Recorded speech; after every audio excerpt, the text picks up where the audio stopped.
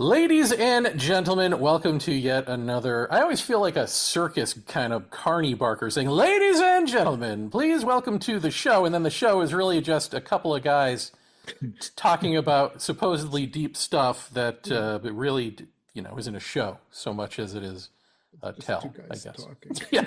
But anyway, the two guys are Tom Cheetham. Hello, Tom. Aloha. Hello. And I am Jeremy Vaeni, and this is our Undoing Radio, and we're just going to dive into, well, Tom's got some mystery questions for me, and I have some listener questions for us, and we will see what happens. Tom, let's go. Okay. So here's. I just want to hear you talk about this. I know you've written about it and you've talked about it a lot, and because I'm because I'm a very bad follower of podcasts, I could go look at the history of your podcast and hear you say things, but do just wing it. So, what do the nature cultures get right that we don't? The so-called coming from heart, the relationship, to the extent that the sense of autonomous self is less than the greater good, not by some decision they've made, but born into that. That is correct. And I think because being born into that projects onto everything. So it's not just like humans are my family, animals are my family, plants are, or not my family, but we're all family. And it gets rid of actually the word my, the I, me, mine concepts, the sense of property. So you can extrapolate all the good stuff that comes from that. Less wars, less territorialism and all that stuff.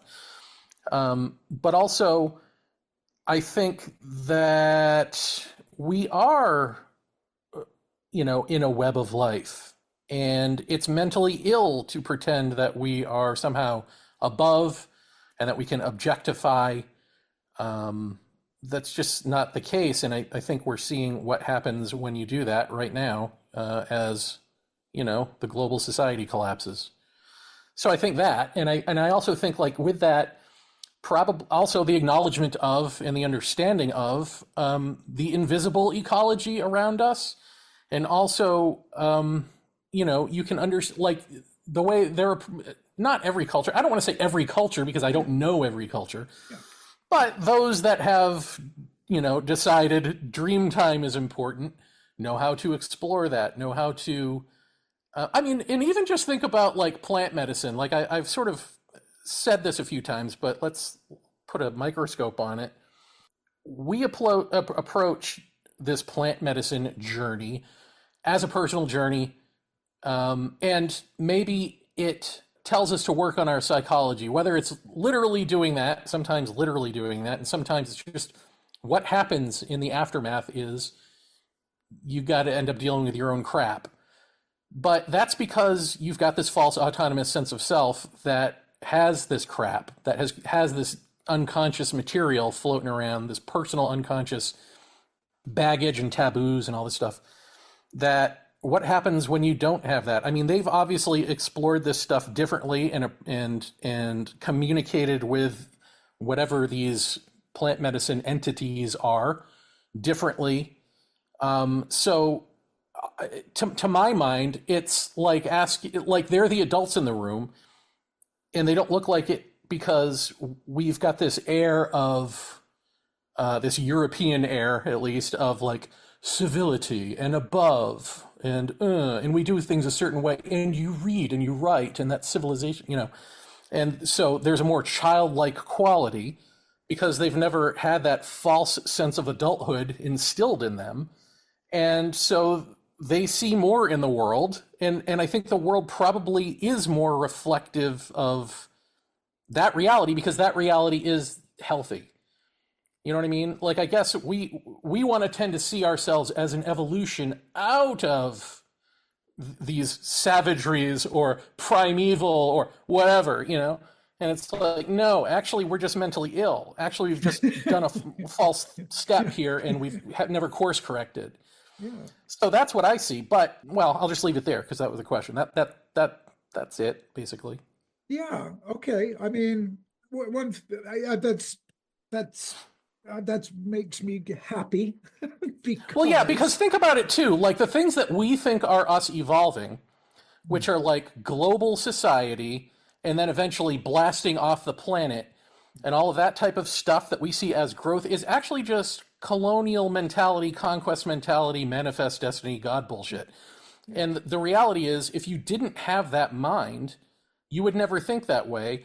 You would be living communally, tribally, in small pockets, in relationship with others.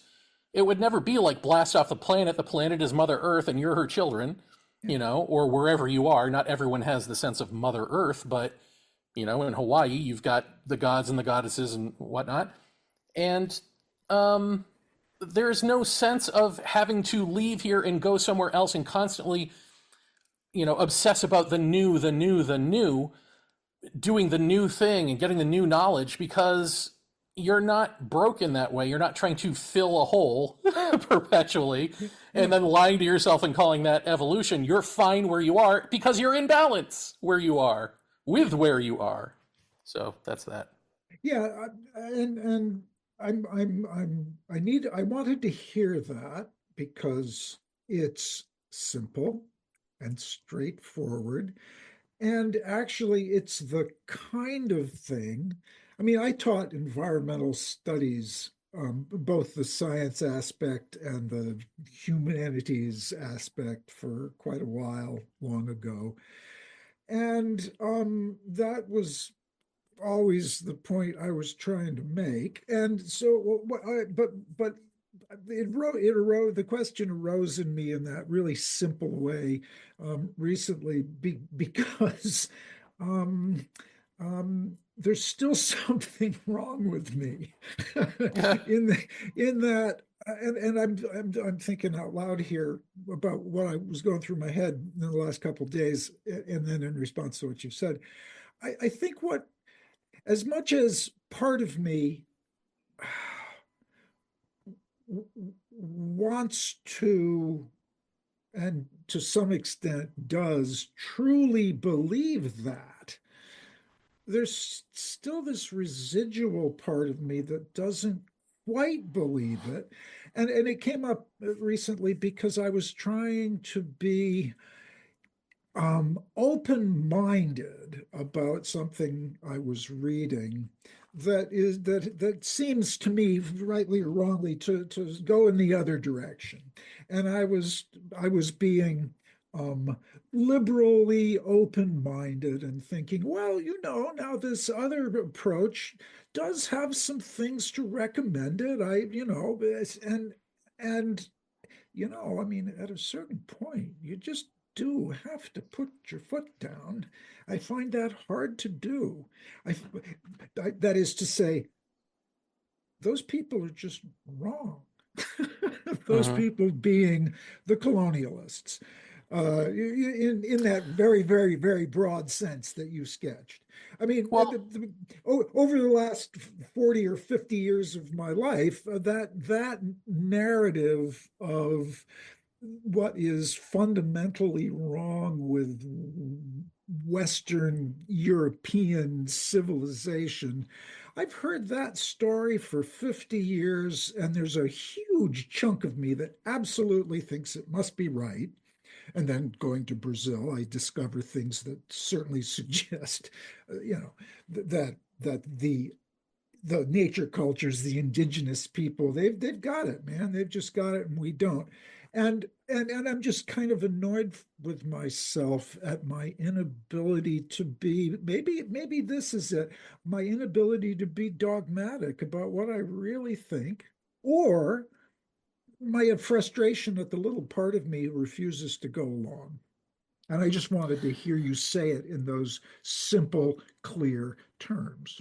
one thing I want to say, and then we'll deal with that, is if you ever look at, for instance, Theokas and Ghost Horse, or you've ever read a book by any Lakota person or seen any Lakota person speak who speaks English and is in this world, but also in that world, I mean, talk about transcend and include. They can understand us. They understand our society and our motivations quite well, and we don't understand them at all. So that's the difference, right?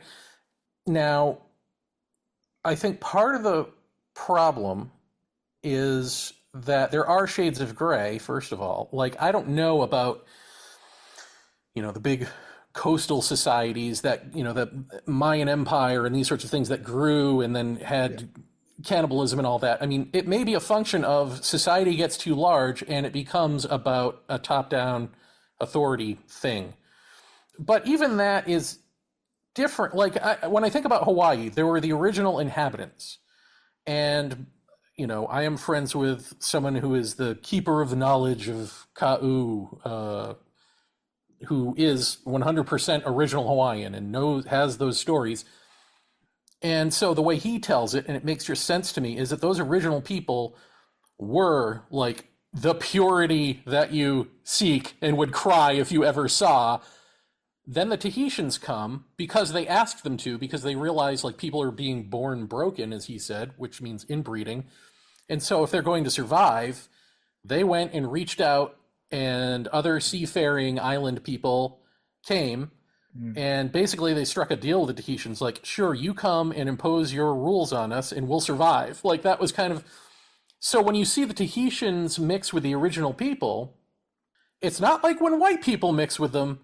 Like, there is a sort of, like, Madame Pele as a volcano goddess was never a thing. Like, the original people didn't have gods and goddesses like that. So the Tahitian story, Hawaiian version, is like Pele was a human or whatever. It came and like sort of took over as the old volcano goddess who used to exist here. Now she's here. So you can sort of see where these things are going of like, this is the new order. And we've got this political system that's, the Tahitians already had sort of a, I guess, harsh-ish sort of system, but still it was incorporated. Like, you would never say Tahitian Hawaiian and Hawaiian Hawaiian. They're all Hawaiian. Yeah. Like, Okay. nature cultures mesh, whether one is doing the authority thing or not. You know what I mean? But then when Yeah, I white think people so. come, the white people are like, oh no, we're gonna enslave you and make your culture illegal. You can't sing, you can't dance, you're gonna work on our sugar plantations. We're not gonna call it slavery, but it might as well be. Yeah, And yeah, by the way, you're gonna start believing in Jesus. Like, that's, yeah, yeah, we're gonna pound this into you. And that's because there is no sense of equality, with that yeah, mind. There is, I am above you, yeah, the end. yeah. But again, I just wanted to point out that there are shades of gray in Sure. this. And Yeah, I yeah, think the yeah. shades of No, gray probably do have to do with population. But yeah, also, that makes good sense. to your point, also about like where you sort of are wishy washy on this, you can't fake having that mind, and you live in this society, so it's not really a decision to be made. I mean, you can try, but I think that becomes its own neurosis. Like, you go off and become a hermit and live in a cabin That's and go off grid or okay. something So and then that's start that was talking to going to be my yourself. next Like, question. Yeah, yeah. No, no, that's perfect because that's.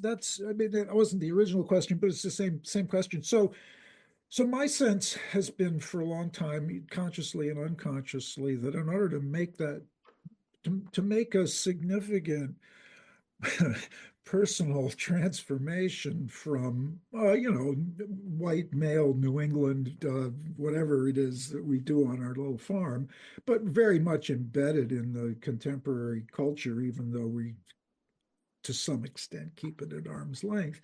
um, in order to move. Yeah, so I there well, there has to be a gradation, moving. Try if you're going to try to jettison your modern Western sense of the the ego and the self. Um, how much of Yeah, I mean that's the literal question. How much of the modern world? How do you prevent it from being the neurotic thing that you're just pointing to? I don't think you can. I think it gets to, what we've been talking about in terms of it's choiceless. Like, I think this is choiceless too. You can't fake it till you make it. It's either that is you or it isn't. And I Now, see, like, so Jeremy, you're making the same moves there. You're telling I think Ron would be annoyed too. oh, you can't do it. It just has to happen. And that can't that can't be true because then I mean, if it is true, then we're fucked. Well, wait a second. So, should I read Ron's question? Yeah, let me rephrase that. So I mean, the fact of the matter is, I think I've been doing what I can to ameliorate the damage and try to get out of the mode of uh, what do they call it these days? You know, the toxic narcissism that comes with being a Westerner. And my trajectory to Brazil, I that makes sense to me that that's part of this because it does seem to be working in towards those things. And so there has to be a kind ways of making the transition from where you are as a child of the colonial mind to becoming more like maybe not becoming because you're not I'm never going to become a person born in a nature culture. I'll always be someone with this past. Well, but of course there are things you can do to be a better person, you know? And like someone like Teokas and Ghost Horse, this is something he said that I was kind of like, I don't know. But the more I think about it, the more it's probably true that he thinks you could make this change if you dropped English, really. If you, Yeah.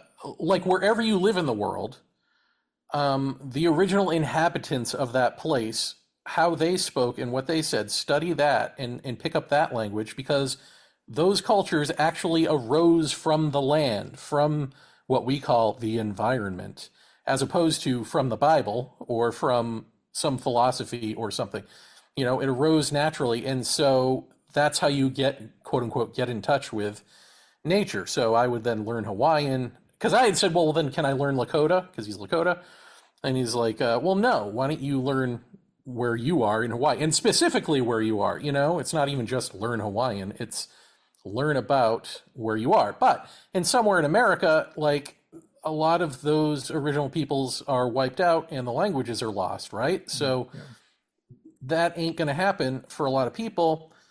But he would also say, go back to your roots, go back to wherever you came from, Ireland or England or wherever. There Yeah. are indigenous people from there. What were their habits? What you got to get in. So I think someone like him would say like it's in your genetics and it needs to come out into the world through you Okay. by getting in touch Okay. with it, and it's just sort Okay. of there in a zip file. You wouldn't say that, but you know Yeah, what I'm yeah, saying. yeah, Waiting to be unpacked. yeah. Yeah. Okay. Yeah. I mean, that's plausible. Yeah. So there are manifestly things you can do. Um, For that to get to heart. yeah. I mean, I think Yeah. that's true. Yeah. But again, I think the but that's like if I mean to take on that type of adventure is a real commitment. So that I wouldn't think that that's faking it till you make it. I think that that would be only a genuine soul would be partaking in that and seeing that through to the end. You know what I mean? Yeah. I think that's the kind of commitment you need. I don't think I guess my hesitation is like we tend to just say, well, I want to do this. And then when you get bored, you can leave. If you have the choice to leave, Tiokasin doesn't have the choice to leave, you know? Mm, Like he mm, tried that actually. He was a computer programmer, and then Lakotaness conked him on the head in a way that we would say is paranormal, but it's mm, just his ancestors telling him, you got to wake up, dude. yeah. We don't have that. So, or Yeah. many of us don't have that. And so, um, again, you can't, how committed are you to not being mentally ill? Yeah. you Yeah. know, Yeah. And it's comfortable here, I've, except it's not yeah, anymore. well, I mean, it is and it isn't. I mean, for decades now, I've been talking out of Corbin, particularly, of making the transition from the thought of the head to the thought of the heart. That's what he calls it. Um, and that seems with the thought of my head, I think that sounds fantastic. That sounds like that sounds like the right move. And then, I encountered you and your work, and it seemed to me, as you've just confirmed, to be saying that kind of thing. I thought, oh, this is great. It's a lot harder to do than it is to theorize, you know, and um, and it's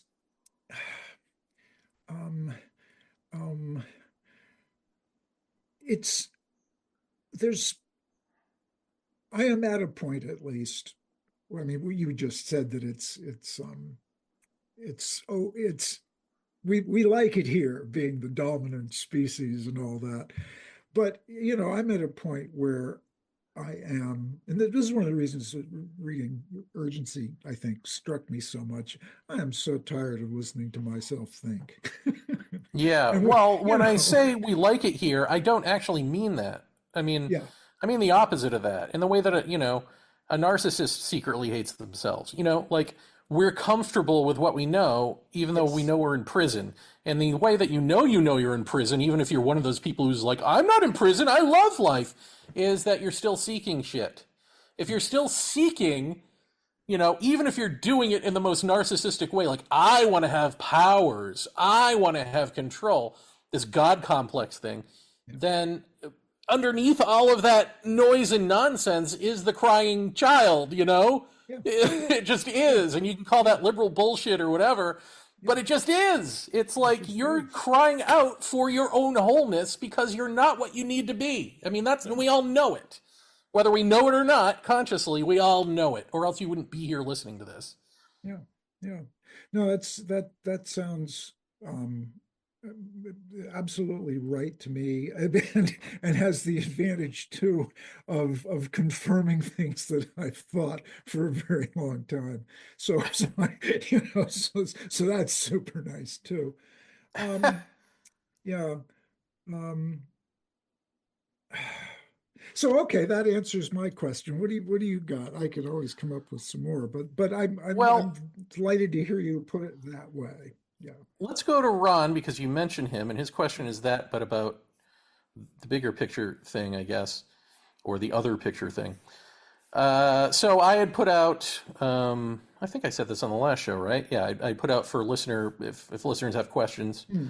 And Ron says he wanted us both to answer this. And so I want to ask this, and then I want to ask you about it instead of me answering it. And let's do it. So he says, the thing I get stuck on is there is nothing to do. You could talk an hour about just sit with it and try putting it in different words or another metaphor, but wait, metaphors won't take us there. Is that right? That said, now I hear you saying, or you could just sit with it. Arg. So he's talking about the big enchilada experience, Yeah. that transcend and include, Yeah. dropping of self into truth, that there's nothing you can do. So here's my question for you, because this came up in a different way with another listener who, to my mind, is constantly gaslighting in the way that he asks questions and stuff. So I finally called him out on it, and then he got upset with me. And in his upsetness, he said, I don't even listen to you anymore. And, it sounds like this, just sit with it. I can hear you saying basically the same thing. I could hear you now saying, just sit with it. And, navel gazing. He's comparing it to navel gazing. This navel gazing just doesn't do it. And I think to myself, two things at the same time. One, how can you listen to me for as many years as you have and still think that I'm talking about navel gazing? But then, in the same breath, Krishnamurti went through this audience after audience for decade after decade of people listening to him and not hearing what he has to say. So it's inevitable. So I just want to know what you think I mean, or is meant, not even I mean, but what is meant by there's nothing that you can do, and to just sit with it. When you hear that, do you think of navel gazing? Do you think of like, well, then I guess I just won't do anything and move on to something else? Like, what do you hear? Because Okay, you're so resistant to it too. I'm asking you this yeah, because oh, you're yeah, resistant yeah, to the yeah, yeah. notion No, too. you're not asking me because I have the answer. You're asking me because I'm one of those people who's resistant to it. Um, so, so yeah, it's um gosh. So I mean, the only answer that I can give to that is is about my own, gosh, I hate all these words, but my own journey so far, which I didn't know was being a journey for a long time. Um, and so just to be clear about it, when you say that there's nothing you can do, I'm one of those many people who says, but that's no help at all. I mean, I kind of get it with my head because I've read Zen, you know, and I tried to sit as in Zen meditation, and I really, somebody recently told me after I described my sitting practice, which I did for like 6 years, shook her head and she said, "Oh man, you really needed a teacher," um, because it did me absolutely no good.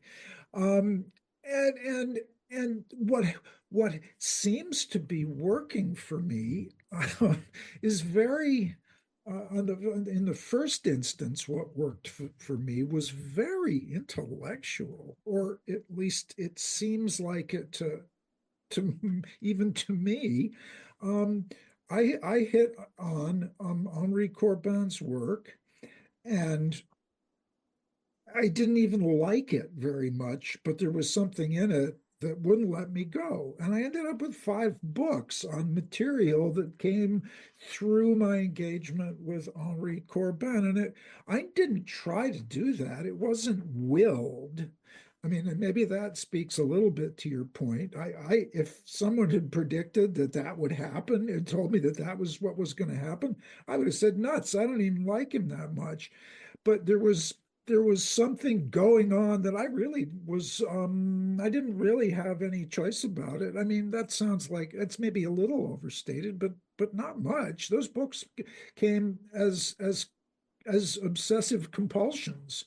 I wrote them because I that's what was happening, and at the end of that process, or near the end of it, um, something really profound happened to me that was very, very psychologically and emotionally extremely difficult. But it got me out of really horrible, long depression. And I can point to exactly when it happened, and I can tell you what I was writing when it happened. And it looked to, for all intents and purposes, to be an intellectual engagement. But for me, it was uh, spiritual engagement. Okay. And then, and after it was over, and I reflected on what I realized had started to happen, I thought, I'm never going to be depressed in that way again. And so far, I haven't. And then nothing happened for a long time.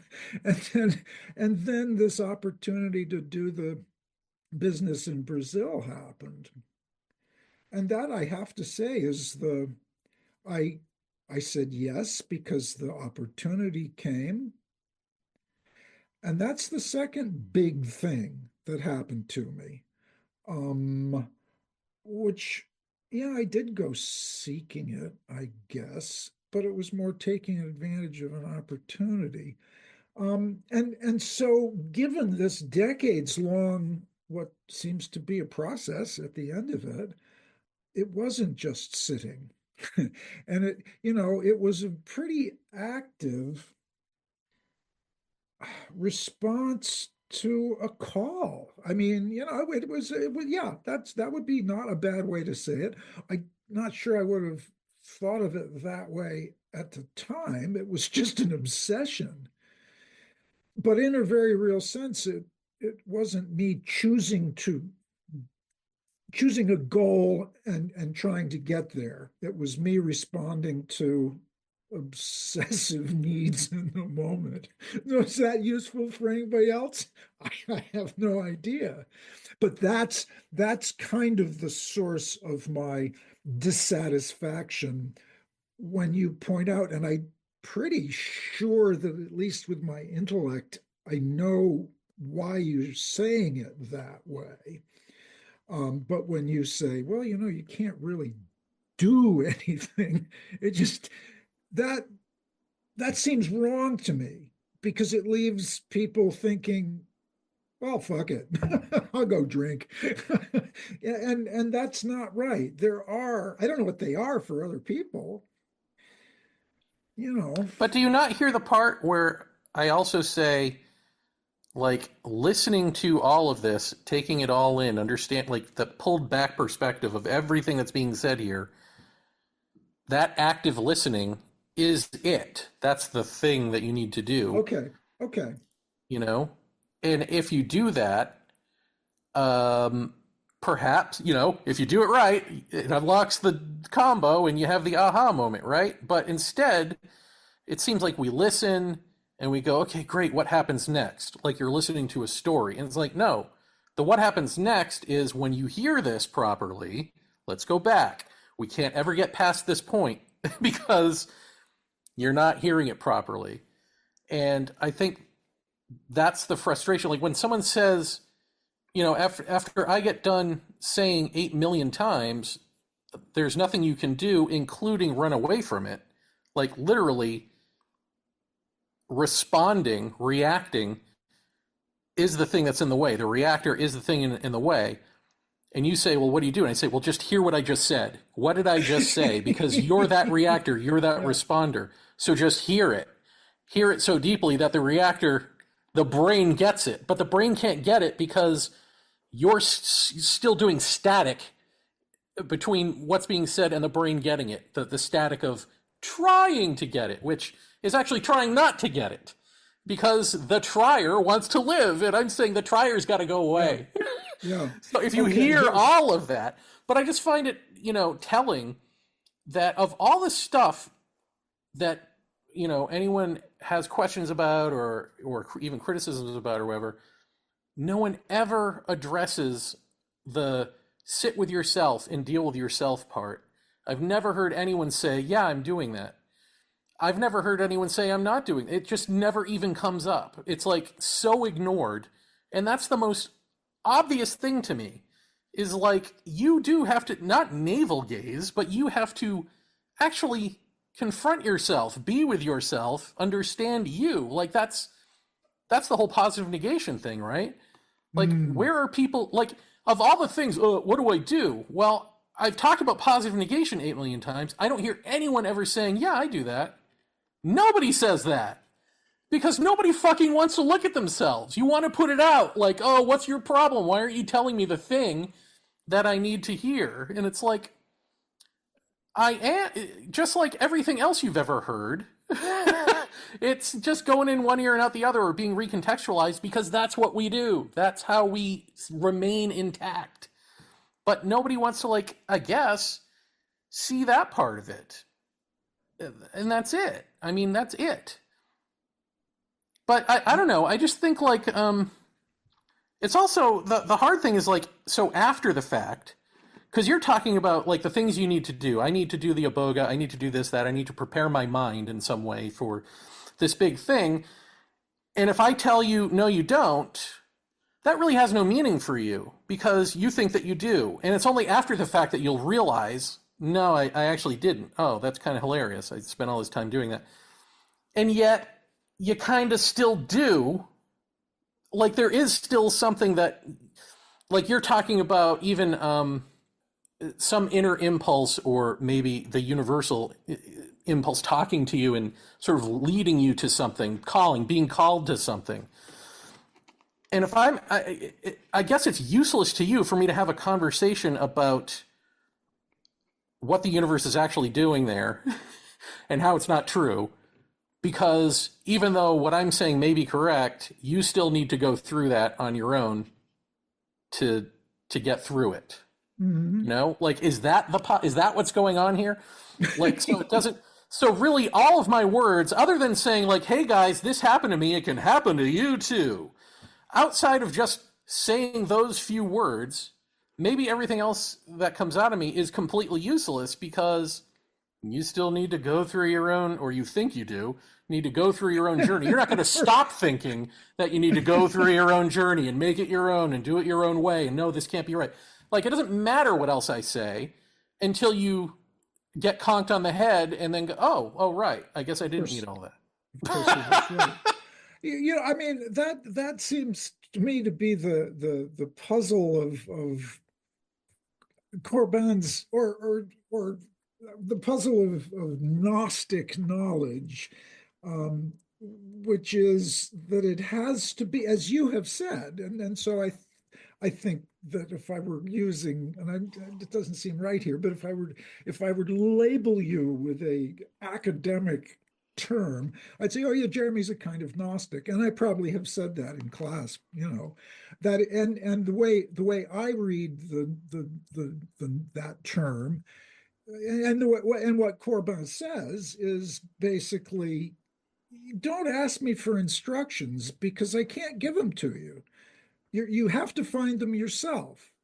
Um, But I would say there are no instructions. That's the thing. The instruction is there's no instructions. Like if you say to me, the way I hear you, the way I interpret you, I guess you want to put it that way, is like when you're saying, no, but I need to do all of this stuff. I feel like I need to do all this to get to this place. I hear that and I immediately go to, because you don't actually want to get to the thing you claim you want to get to.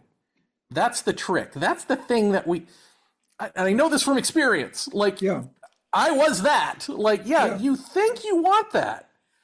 And then it gets to this adversarial thing, not with you, but with other people of like, well, who are you to tell me? How do you know? And it's like, well, technically you're correct. Like, you shouldn't trust me because who am I to you? Yeah. Like, really? But just see the entire movement of what was just said there.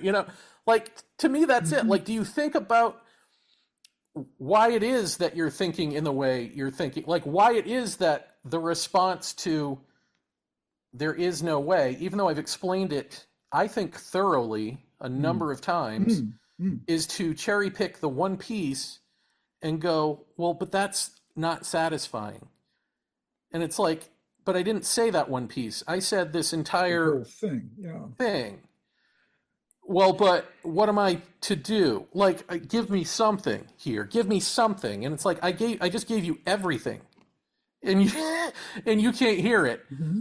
Yep. But all you can hear, because you can't hear it after a while, is resentment. Like, that's what's naturally going to happen, I think, is like a resentment and well, I mean, maybe I'm shadowboxing, but I just feel like this is probably what I would do, I would think, is be like, well, then, everything I say, you're just going to come back with, then you don't understand me because you want to be above me, And Yeah, I don't think I have. I kind of think that's what certainly... U.G. Krishnamurti did. If people are familiar with U.G. Krishnamurti and Jiddu Krishnamurti, no, but I think U.G. Krishnamurti, I mean, God, I would love to know more about these characters, but like U.G. Krishnamurti was like pegged to be Jiddu Krishnamurti by the Theosophical Society until Krishnamurti was found, and then they just happened to both be Krishnamurtis. Okay. And then he was sort of sidelined. But, I think his whole shtick was kind of like, well, you're telling me I can't get it and that I'm already enlightened. Therefore, I'm already enlightened. And so there's nothing that you can tell me. It's all of this sort of reactive intellectualism version of Jiddu Krishnamurti with like the jealousy involved of like, I'm not the guy I was supposed to be.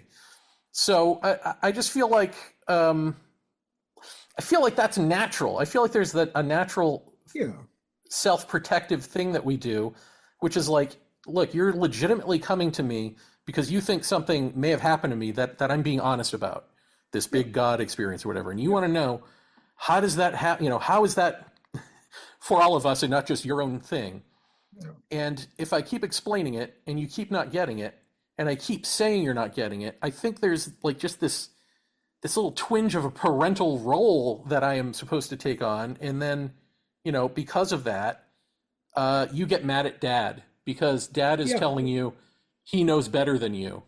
And it's like, it's not about that. You just don't get it. Yeah, no, I mean, actually, I can only speak for myself, but I certainly see how other people would get super annoyed with you. But I can see it too. Sure, you get it. You would get it all the time. For better or for worse, you don't annoy me. I annoy myself because it seems to me with my intellect, I I intuit, if that's possible with an intellect, that I trust you. I think you've been there and you have this desire to tell other people how to get there, except by definition, you can't do that. Um, Right.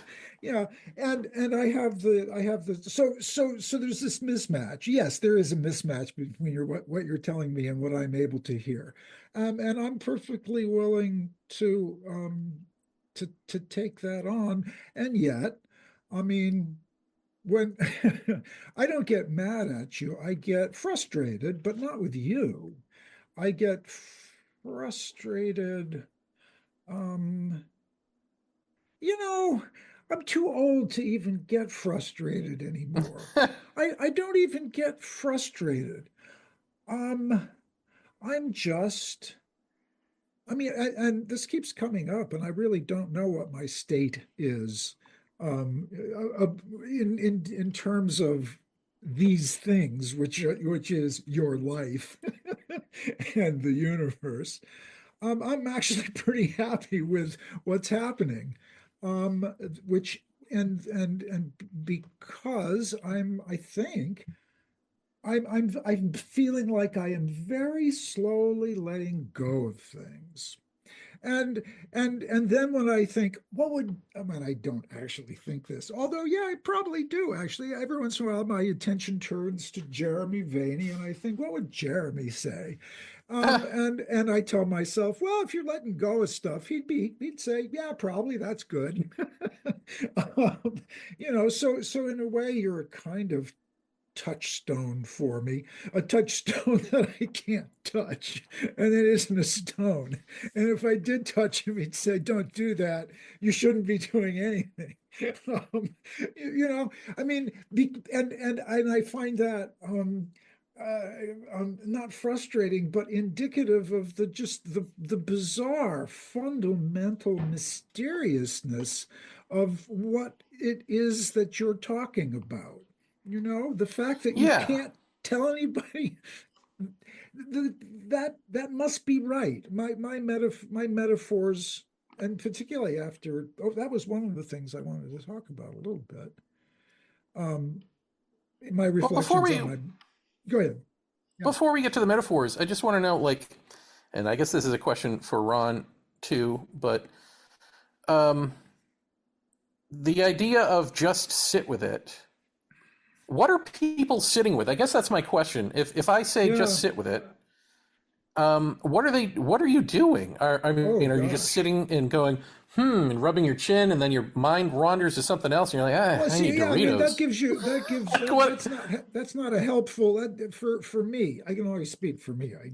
I'm not trained as a therapist or a psychologist or any of that stuff. So I read those people, but I don't practice that. I don't know. I just got me. And if I were told to just sit with something, that would be like my mind just chattering. And if I were told, as I thought, that when I did my faux Zen, which and I was recently told, oh man, you needed a teacher because that's not what you're supposed to be doing. It was I was just waiting, just nothing, just monkey mind, just on and on and on and on and on. You But does know, monkey mind tackle, like, if we talk no, it about this doesn't tackle stuff? anything. It doesn't do anything. Well, but you're willing to tackle Korban, like your monkey mind can sit with Korban Well, that's or not any of monkey them. mind. No, no, that's not monkey Okay, mind. Yeah, so that is when we not. have conversations, I guess I'm asking, when we have conversations, do you ponder them later the way you ponder Korban? Do you go, oh, what does that mean? That this transcends and includes this. Oh, I guess that's why I can't. Well, sure. Because I mean, it's no mystery. To me, it's no mystery why this can't be said in a positive way. It has to be, sort of positively negated way. Is because I've said this a million times too. Like, yeah, we are we are the psychological problem. time. Yeah, we That the are the self problem. is psychological time, is actually a thing, is a thought, is a bunch of Yep. brain cells, and you're talking about formless awareness Yeah, that can't exist when that exists. And exactly. so one transcends the other, and because Yeah. it Good. transcends and includes. The inclusive part is Yeah. the part that we can get, the part where we can understand, but there's a part that we can't Can't. understand. That's Yeah. all. I mean, I think like that's Well, simple. that seems wait, no, but that's see, okay, so that seems, I mean, that's my bread and butter. That's Corbin, that's mysticism, that's the whole, it makes perfect sense. But then the But extrapolation from that that should make perfect sense is like, therefore, I, as the seeker, can't have attain to, that which I am seeking because I'm in the yeah, way. that's right, because I'm in the Eureka! way. Well, yeah, well, no, but the eureka can't be intellectual. It has to be Right, right. existential. And And no and one I can talk to you about that. It has to be you. yeah, You, that's the part that is you sitting with it. Not a conversation or a class or a guru or whatever. Like, how else does one get to that life changing moment except alone? that seems, well, I mean, I don't have to tell you that it's very hard to let go of yourself. Yeah, but this is, again, I'm trying to get to the nuance of the way that we frame things is the way that we keep ourselves here. You're not letting go of anything. You're not letting go. If you let go of yourself, who's letting go? Still you, right? Yeah. So, so it's literally just seeing this is the letting go. If you see it, the existential thing happens on its own, right? Okay. There is no you All letting right. go. All right. I don't know if that's helpful, but that's what it is. I wonder. This is just me wondering out loud. I've been thinking about my early childhood, and I had one or two memorable experiences of sheer and utter terror where I thought I had disappeared. I mean, or how do you even, I don't, but I mean, I think in psychology it might be dissociation or depersonalization, experiences that resulted, that I did not exist. And they caused immediate sheer panic and terror. One thing that occurred to me is that maybe that was it. Maybe that was a kind of awakening, but I was not prepared for it. And I don't think that it's unique to me. There's nothing particularly special about me. Um, but in reaction to that, um, I've either been sort of semi-dissociated my entire life, or I built up all these. I mean, who knows? Because there's layers of self-referential awareness that and I assume most, all, some other people have fairly frequently. Like right now, because I'm talking about it, I can bring it on. Where the fuck are these words coming from? I didn't make them up. Is there a little guy in there with a script? I mean, what is this? There's no person making this up. I am not here right now. This is just habit. But that doesn't, it used to terrify me, I think, well, partly because of all that hashish in 1970, where where I also had a toxic depersonalization experience, which screwed me up for years. So I can relatively easily generate the feeling that I do not exist.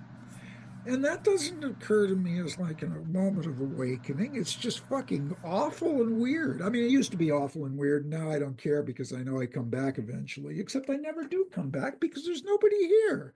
But that didn't get me, I mean, I'm like that like constantly. I do not exist. There's all these things and I talk and I don't know where the words come from. Christ, where does all this stream of consciousness shit come from? It's not me because there isn't any me. But that's not awakening. So how do I get, that's just more babble of whatever this machine is that thinks it's conscious. So that's like my everyday is like that.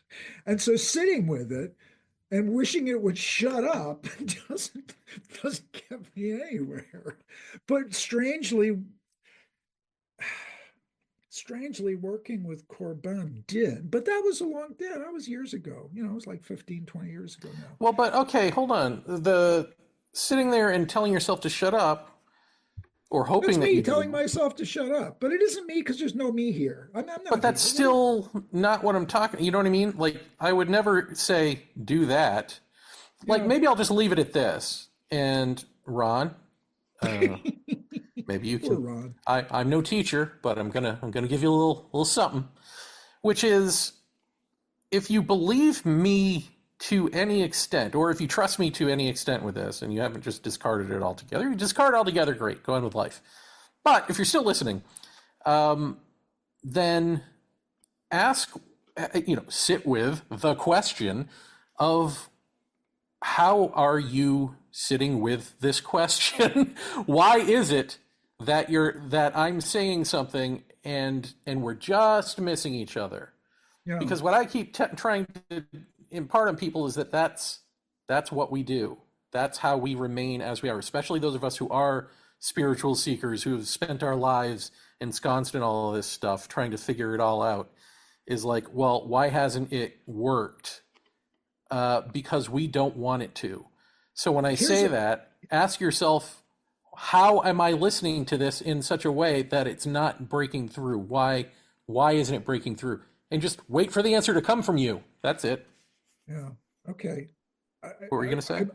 yeah. I was just thinking about my little self-referentiality that happens usually when I'm, talking too much. Um, that's a very tight little circle. Here's one of the thoughts that just crossed my mind. And I mean this whether this is useful for anybody else, God, I don't know.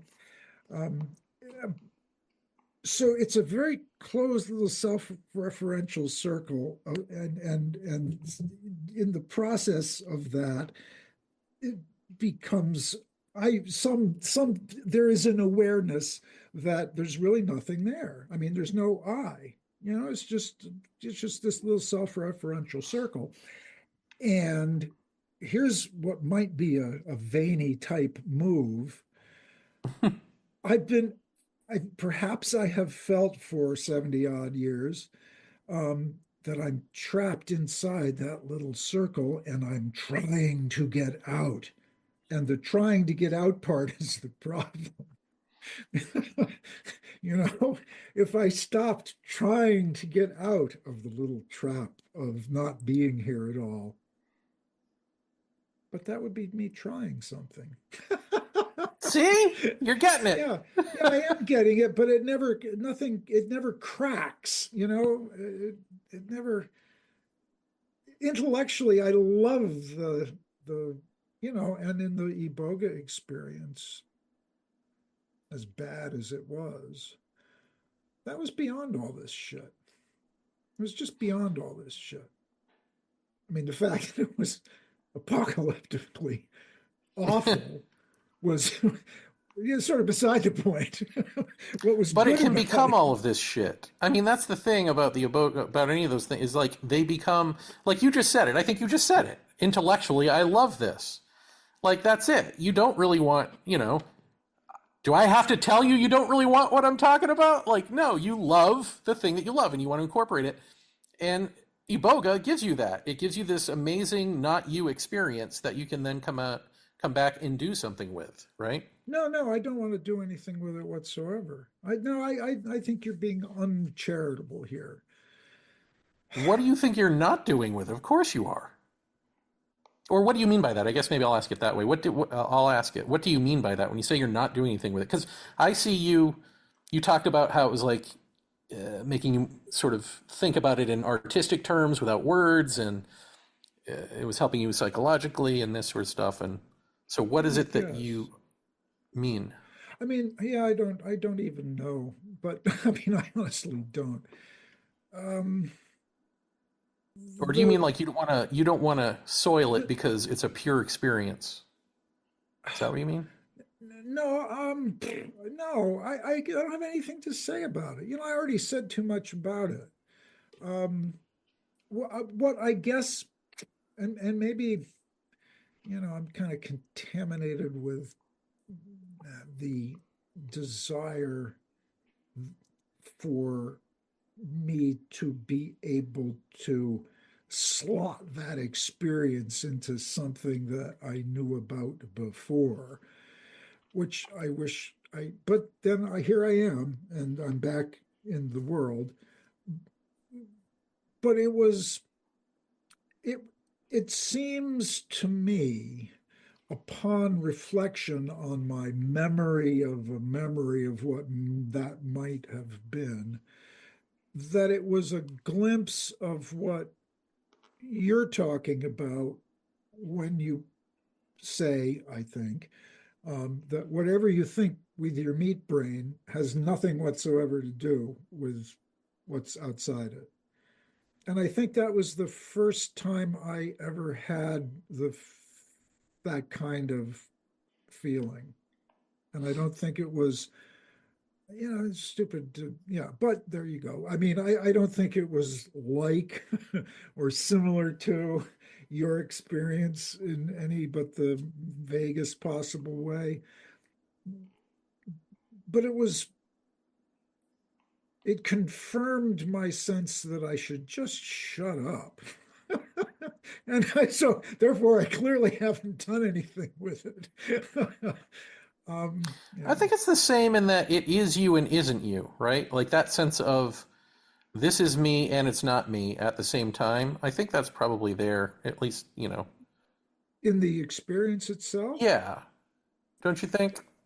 I don't know. I mean, I can only know about it what I knew once I wasn't experiencing it. I mean, I don't know how much of that I'm making up. I mean, that's me talking to Jeremy Well, and like I remember doing trying the to mushroom. have Daddy tell me that it really was a real experience because it Well, seemed like, it was a real yeah, no, experience. no, it I don't was know a what to real tell you. experience. Of course, you had a real But experience, but yeah, I mean, it but was real to you, it was Tom. an experience that it seemed to me for the first time in my experience, except maybe when I was little, but there's no way to know that. It was the only experience I've ever had that I would have that it seems to me I wouldn't even want to call it. I guess I'd have to call it transcendent. That is to say, it has absolutely nothing to do with anything that I might think about it. I don't remember if I asked you this or not, but like when I did the shroom trip, there's me in the background as a tiny voice going, help, I gotta get out of this. And then all of this other consciousness in the foreground acting out. And then when you close your eyes, it's a whole other thing. But also, just again, the sense of self of like is small but persistent in the background. Is that the way that's what I mean by like it is you and it isn't you. Yeah, You're still there, I don't but know. I mean, did you have that with the Iboga thing? I honestly don't know. It's the three experiences I had with Iboga were all um, unconscious. I mean, the experience that I know of, I was there.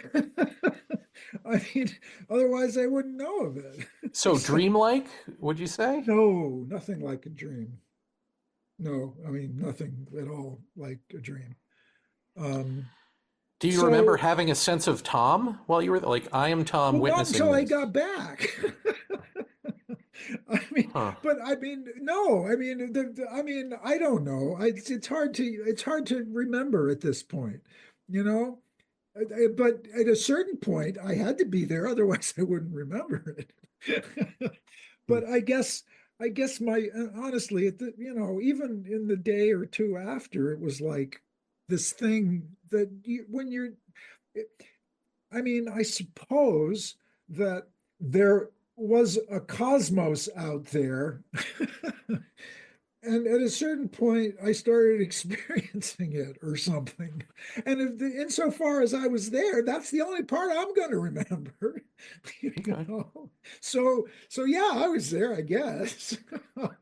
But it was as if I was suddenly, you know, that there had been something prior to my being there.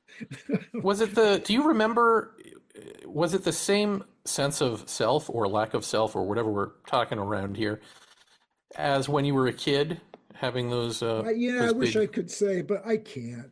I can't hmm, say. okay. Yeah. I mean, I don't even know if it makes any sense to.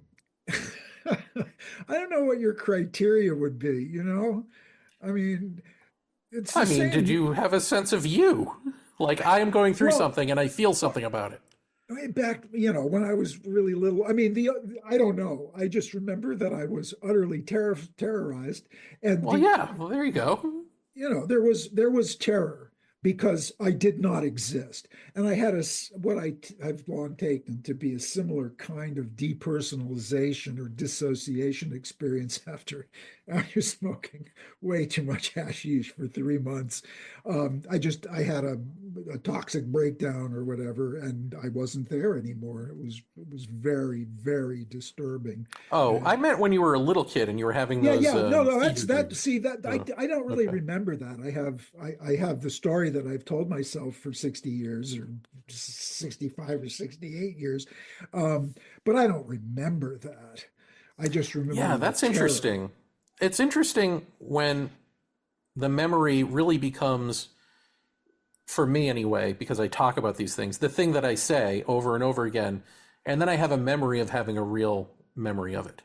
Yeah, yes, But I that's don't it. No, actually have a real memory of it.